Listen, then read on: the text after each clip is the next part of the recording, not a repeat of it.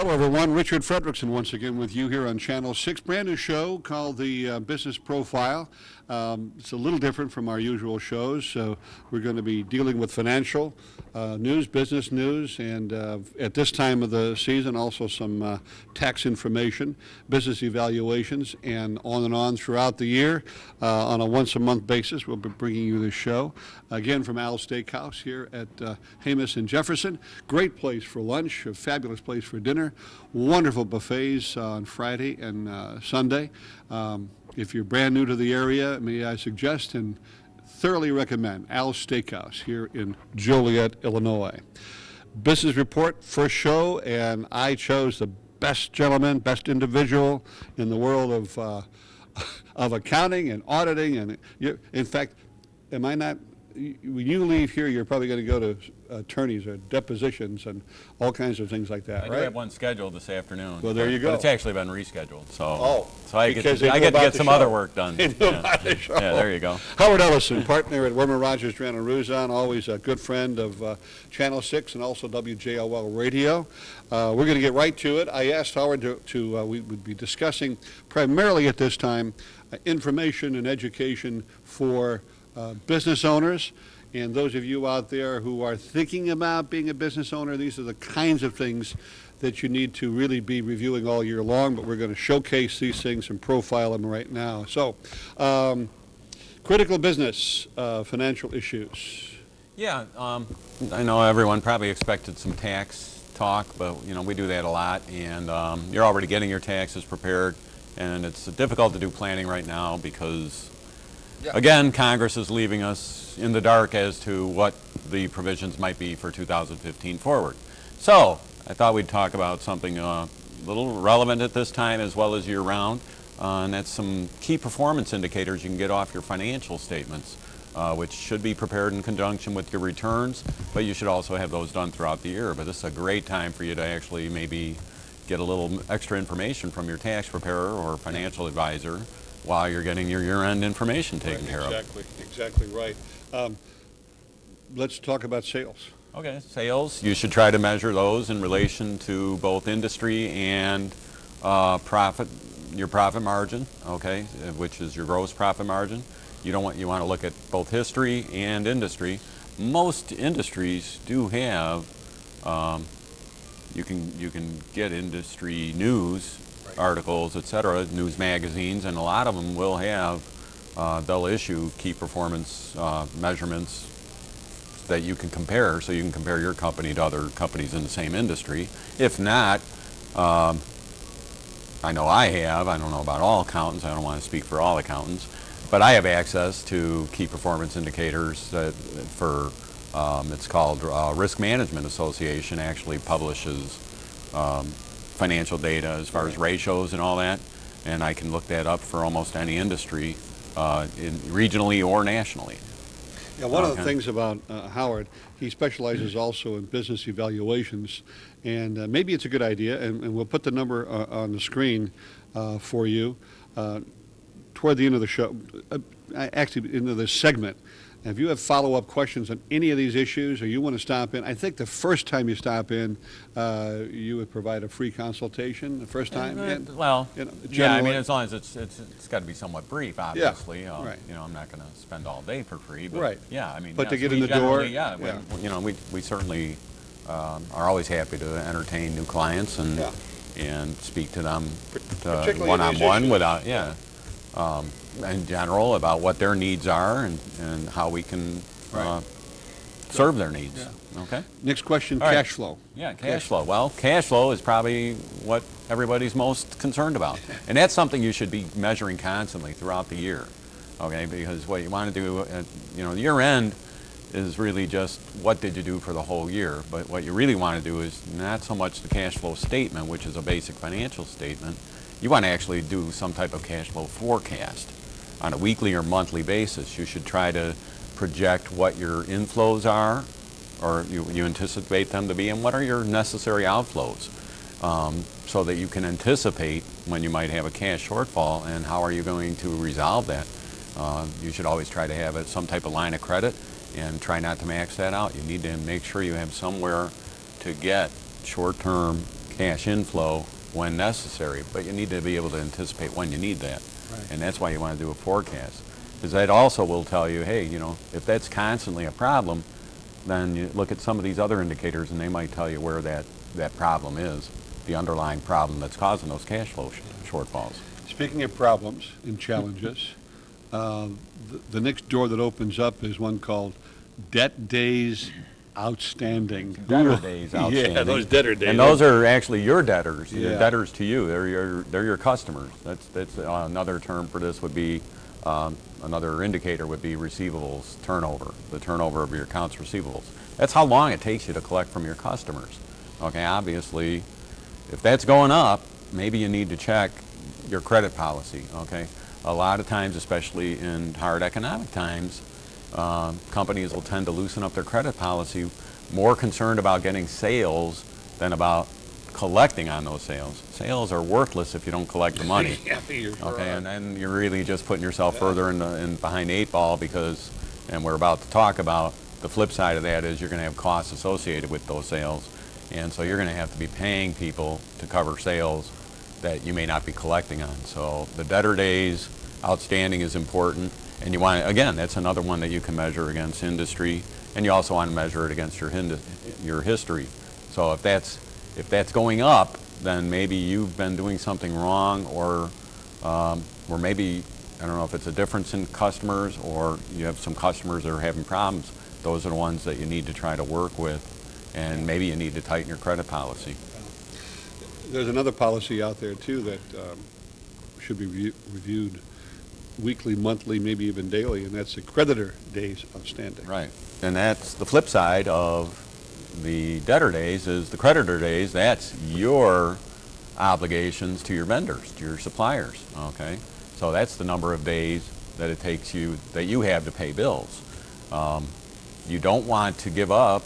Usually you're going to get some type of discount, like a net 210, something like that, where you're getting a discount of 2% if you pay within 10 days, net 30 usually, that's the standard. So a lot of times you definitely want to try to pay those in that discount period. You don't want to give up. That's a big discount if you were to annualize. 2% over 10 days is a huge discount on an annual basis, okay? But maybe you can get some of your creditors to loosen that up. Maybe they'll make it 220. Okay, so you get 2% up to 20 days. You want to try to get that credit policy to coordinate with your debtor policy. You want, ideally, your inflows and outflows should kind of match as far as number of days outstanding. So if you're having to pay out your money all the time faster than you're getting it in, that's going to leave you in a constant cash shortfall. You know, last month, actually the last 2 months, February and January, in retailers anyway, they do a lot of, you know, clicking and checking on inventory and or stock, you know, overflows or even turnover. So that's also an important review, not only in January and February, but throughout the year as well. You know? Yeah, and actually all these should be reviewed monthly. Weekly is even better. Hard to do weekly, especially for small businesses. And that's the key to having some type of managed accounting throughout the year. If you're not doing it internally, you gotta, you know, you want to make sure you're getting ideally monthly statements. If you're using an outside accountant, a lot of people use quarterly statements, but you're not getting the feedback if you're waiting until 3 or 4 months down the road. You're not going to have Get that the feedback. surprise. Yeah, so you know, and you may not know that surprise. A lot of times people think everything's all right because they still have money in their pocket. But they forget that, especially if they're using a sweep account where they've got a line of credit, Right. maybe that line of credit is growing. So yeah, they're keeping their funds are still replenished, but it's because they're going further into debt. So that's another surprise that can happen. Yeah, inventory, you'll hear that a lot in business reports because we talk about if the inventories are low, that's good for the economy overall because that means, okay, if inventory is low, everyone's going to need to order more. So obviously production is going to go up. When inventory is high, that means the economy is kind of stagnant and production goes down and people get laid off. Okay, so, but as an individual business owner, similar issue, you don't want too much inventory on the shelves because when inventory is on the shelves, that means you put money out Yeah. and it's sitting there collecting dust. Yeah. So you don't want to just measure this as inventory as a whole. You want to do it by product lines. If you have more than one product line, make sure you're checking your product lines. Obviously, everybody needs to keep a certain amount in stock, but you should try to, maybe you need to recheck, what is my floor level? That's what we call when you need to reorder, the floor level, okay?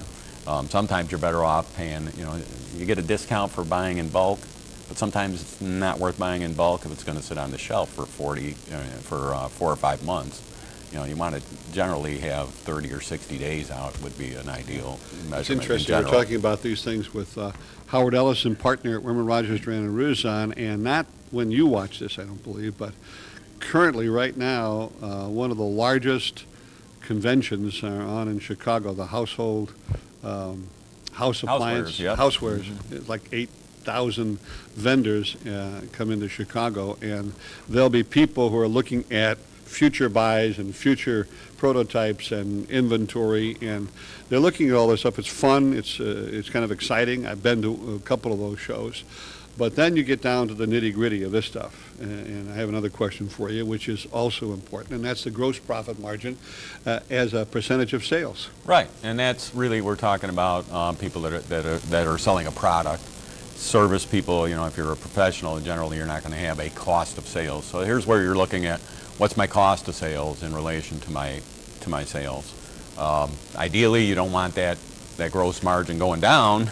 That means you're giving away your goods maybe more than you have historically. You want to measure it against both history and industry, and try to be consistent, because you be careful when you measure against industry. Each company might have different things they put in that cost of sales, so you need to know what the industry's putting in there. So don't get scared if yours is lower than industry. You might be putting an expense in there that the industry's not. So make sure you're consistent as to how you're measuring it. And that's why if you do it both historically, even against industry, you can see, hey, yeah, I've always been lower in industry, but I'm getting better against industry, then you're still on the right track at least. Yeah. Okay. Again, this is similar to selling without checking credit policy. Sales are great, but they're not any good if they got to also contribute to the bottom line. So you got two things. You got to collect, and you want to contribute to the bottom line. If you're giving it away at a low margin, it's not going to produce enough to cover overhead as well. So you got to make sure you can cover your overhead costs also. It's interesting. I won't name the department store, but I've often wondered how in the world, what's their bottom line like? Because you get these direct mailers, you get the stuff in the paper. Every single day there's a special sale, and every single day they give you a bonus, and every single day they give you a coupon. And you just, how are they making any money? They're practically giving the store away. But I did read recently in the Tribune where that particular department store, and you know who I'm talking about, is up in profitability. I don't know how they do it, but they do it. But profit before, maybe they do. Maybe they're into this. Usually, it's what we call, those are called loss leaders. So they'll run a deal to get you in the door, hoping that ideally selling you other items as you're walking through the store. Yeah. And so that's where they make their money. Right. And profit before taxes as a percentage of sales. And that's of course your bottom line. Yeah. That's you obviously, again, industry and history. Don't want it going down. Flat's okay, at least certainly for short to midterm. Ideally, you want it going up. Okay, you want to make more as you go along. But you certainly don't want to just break even for two reasons. One, don't forget there's inflation involved in here too. So you got to make sure you're keeping up with inflation and hopefully making more money. Howard Ellison from Werman Rogers, Duran and Ruzon, partner there, and if, again, you're a business owner, if you're a business owner and you have someone, maybe, family, or you've got the bookkeeper doing things, and maybe you haven't watched as closely as you should on these issues, or if you're thinking about, maybe we really should have not just the end-of-the-year audit, but maybe somebody managing this, we're going to put the number up for you right now. It's Werman Rogers, Duran and Ruzon. Howard's going to give you the number, and you're going to see it up on the screen. It's 815-730-6250. We're also on the web at wrdr.com. And I can tell you from recent meetings, they're also at yellowpage.com and yellowbook.com, and soon to be on one of those on your mobile app as well, as we're talking here today. Thank you so much, Howard. All right, always good a seeing ya. pleasure, and always find out Everyone good have stuff. have a good tax season. Hopefully you won't be writing too big a check to Uncle Sam Yeah, or and if you- Illinois. Yeah, and if you do have a challenge with that, get a hold of Wormer Rogers, Duran, and Ruzon. In this segment, we're going to be showcasing and profiling a Joliet area business located in Shorewood, Conrad Harley Davidson. And those of you who are old timers remember when it was out there on Route 30. We have Darren with us right now, and we'll be introducing him in just a moment. But I want to let you know that this location currently is at 19356 Northeast Frontage Road in Shorewood. Right, you'll see it as you go by I-55 all the time. Beautiful, beautiful store. And Darren, welcome. Welcome. Thanks for having me. Good to have you here. And I know you and your brother Patrick are business partners in this fantastic store, and it is a fantastic store. I've been there, and many of you have been there. And we're going to talk a little briefly about the history of the store.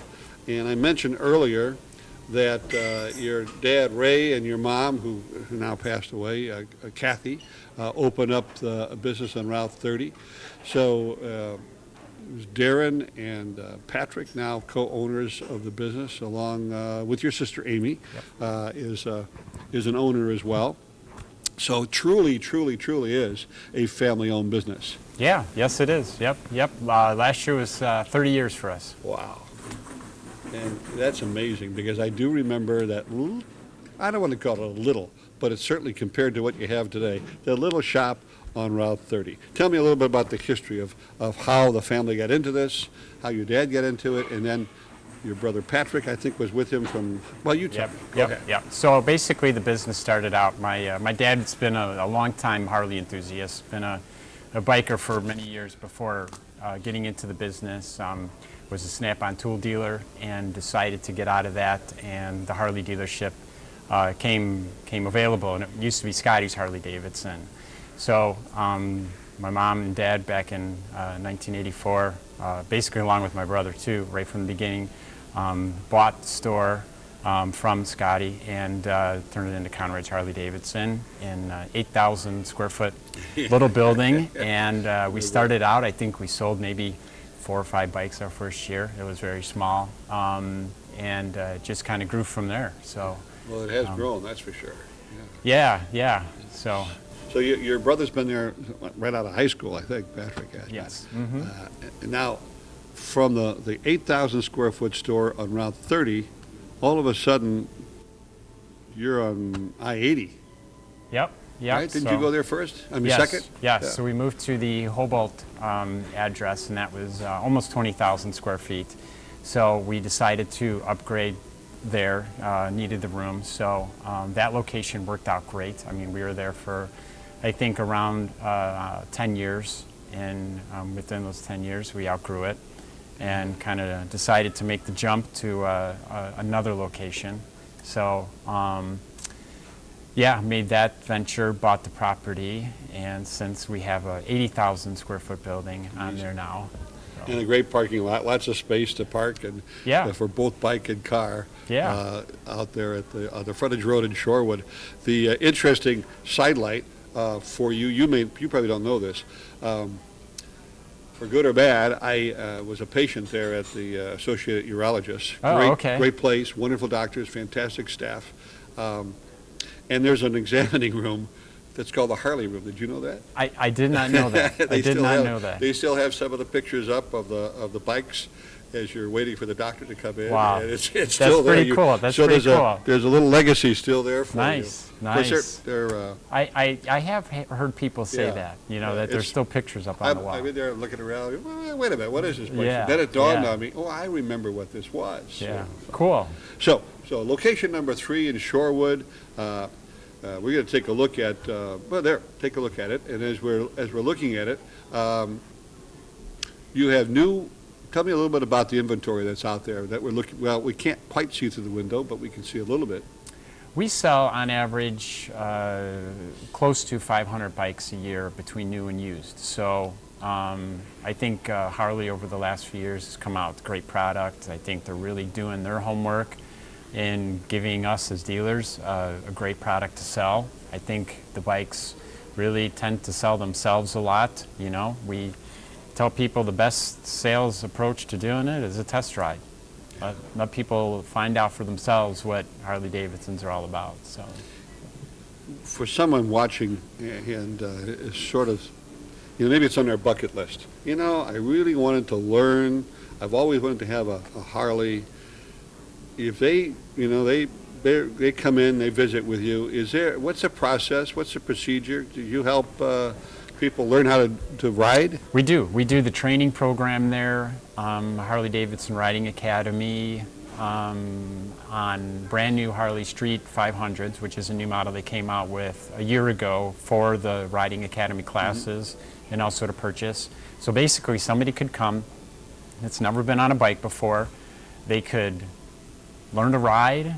They could purchase a bike. We do all the insurance, all the financing, everything right there. We do trade-ins. We do. We'll take anything on trade. So basically, we could do it from step one to out the door and on the highway. Yeah, that's great. Briefly, if we can, if you know, a little bit of the history of Harley Davidson. Yes, they've been started in 1903. Started out with four Harley Davidson brothers, and basically built it up from there. They started in a small little building, creating motorcycles, and then kind of grew to where they are today. There's probably close to 600 dealers within the U.S., and they've grown into the European market. In overseas, Harley Davidson is huge. I just think that it's grown worldwide. I think it's a national recognized trademark. I think, that's for sure. Yeah. I think, everybody, there's always a cool feeling when you get to see a biker going down the road. Yeah, so. Both for the biker and the people watching the biker. Right, yeah, experience. Absolutely. How about your staff? What kind of a staff do you have? Well, let's take a look. We'll bring them on here and sales, service, etc. Right? It's great, and that's having getting to know customers and our staff is probably one of the best parts of our job. Me and my brother are very fortunate to have some great people working for us. We're just the ones that do a lot of the easy work. They do all the hard work. Mm-hmm. So it's great. We have I think a great relationship with our customers and our employees. I think nowadays you have to try to make sure that you're good to your people, and then they'll be good to you. So we hope to your customers. Absolutely, and we hope that we do a good job with that. So I'm sure you do with the success you have. Some of the events planned. In fact, you've got one coming up next month. Yeah, we do a St. Patrick's Day event. I believe that's in March 14th. And then I know we have a open house in April. Well, that's the one I was talking about. Yeah, that's our big open house. Yeah. So I believe that's towards the end of the month.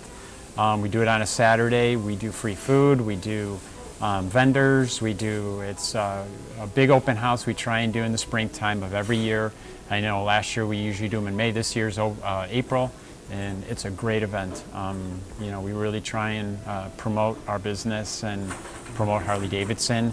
And like I said, couldn't ask for more than free food. So have a good time. Speaking of having a good time, what is this picture of you? What are you doing on this picture here? That's me road racing. Uh-huh. I did do that for 10 years, sponsored by our shop. I road race, started out on Sportsters, and then worked my way up to Buells, raced all over the country, everywhere from Daytona to Road America, local racetracks around here. So got to be my young crazy self and have some fun. And finally you said, "Whoa, my God, can I continue doing this?" yeah, those days are behind me now. But what's not behind you though is that you're very much involved with the local hog chapter. Yes, we have a local hog chapter, a Harley owners group that we sponsor through the shop. It's a fantastic group of people. Basically, their thing is to ride and they do a lot of charity work too. They do a lot for local charities. Like I said, it's a great, fantastic group of people. We enjoy having them. Whenever we do open houses, whenever we do things, they're always there to help us out. We can't do a lot of our events without them. It's really nice. It's a great thing to have. And what's really nice is that, Paola's not dead. And Darren has guaranteed me tickets to Milwaukee. Although, was it last year or 2 years ago when they had their big celebration? 2 years ago. Yeah. That was the one to go to. Yeah. They always know how to throw a party out there. It's a party in Milwaukee. When is that usually? I know they do a couple different ones in June and July, I believe. But every 5 years is an anniversary year for Harley-Davidson. So last one being 2 And they years take ago. that whole Lakeshore thing. Yeah, much they do. it's theirs, they right? take over the town, and it's full of they do. bikers, and I'm it's the way kidding. we like it. No payola, but it's a great party in Milwaukee. And you know how you can find out more information? By stopping in at the Conrad Harley-Davidson on the frontage road in Shorewood. And there's a phone number that we're going to give you right now that Darren's going to share with you that you're going to call and find out all about the new innovation on your bucket list. You wanted to ride a bike? Now's the time to do it. And if you are a biker, of course, make this your headquarters. Hey, and that phone number is? 815-725-2000. Great. Darren, thank you. Thank you. Thank you very much. Okay. That was great meeting, Darren. I want to wrap things up here for you on the new business report show, and that is to give you a couple of ideas on jobs and opportunities out there waiting for you. There's a job opening for a customer care rep, a second-level customer care rep. You would be providing a high degree of professionalism and quality service while handling customer service. It requires some experience. You need to have a high school graduation certificate, prior experience, and you can, if if this is something you're looking for, I'm going to give you a number. You call 815-768-3150 and ask for Mr. Cutter. We're getting this information from Express Professionals located in, I believe that's Crest Hill. But it's a Joliet-wide company. Maintenance supervisor also, brief snapshot of the duties there, perform necessary repairs and upgrades as directed, perform inspections, document proper maintenance procedures, and assistant teaching proper maintenance. And again, that number to call for that job opportunity is 815-768-3150. Maintenance mechanic.